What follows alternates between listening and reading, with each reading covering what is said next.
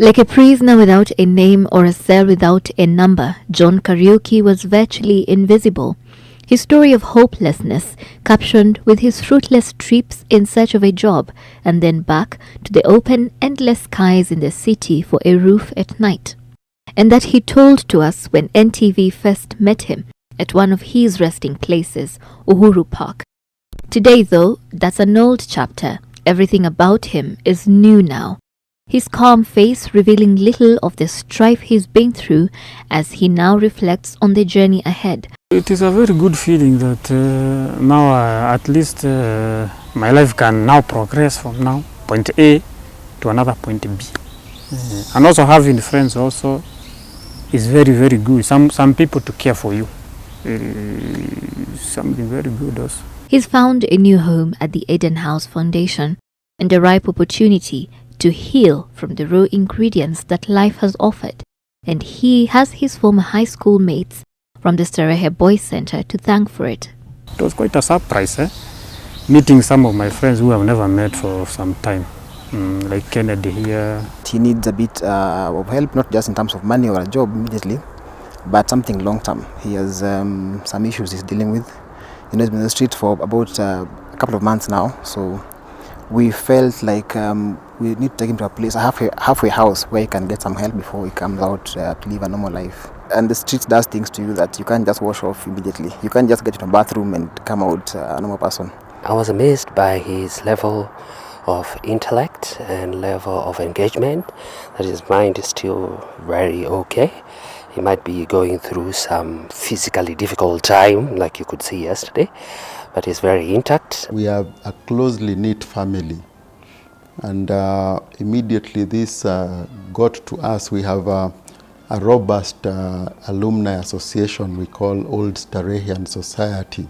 I was able to get in touch with his class group, and the class group were able to mobilize each other, and they went to look out for him in Uhuru Park. His plight resonates well with tens, perhaps hundreds others, but his story and how it's shaping up is only a silver lining in a dark cloud of uncertainty for many youth, whose situation will invariably be the same as it was on the previous day and the day before that, and on all the other preceding days, knocking on doors, searching, and coming up empty.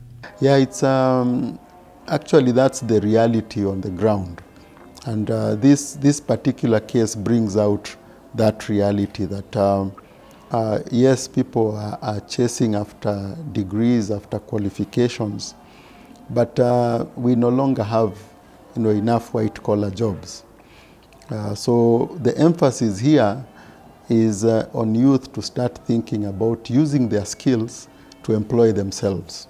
Because with good skills, like what a young person like John has, he would have thought of starting his own outfit, probably a training or a small business that he can run. It was heartbreaking since I knew him very well from high school. Actually, he sat right behind me in class. He was like one row literally behind me.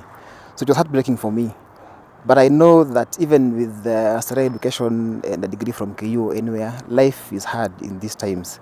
Any of us can end up in the streets because of that problem. So as much as I was heartbroken, I wasn't really shocked, because these things happen to many people. I know guys on the streets who are very educated, but because life throws you a curveball, you don't get going very easily sometimes. Since I've undergone a lot of problems, after getting a job probably or doing some other thing, I could try to be searching for jobs for people who are out there. I understand there are so many people there who don't have jobs.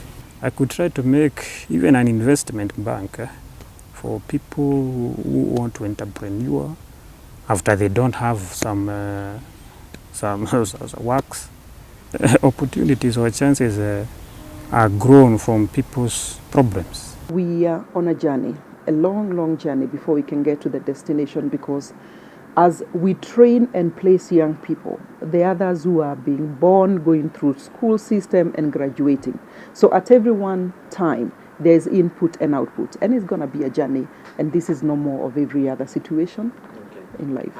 According to the Economic Survey of 2015, 800,000 youth entered the labor market in 2015, adding to the ranks of millions of unemployed youth, and that number has been rising. And this massive youth bulge could either be a demographic dividend or a disaster. Sheila Sendeo, NTV.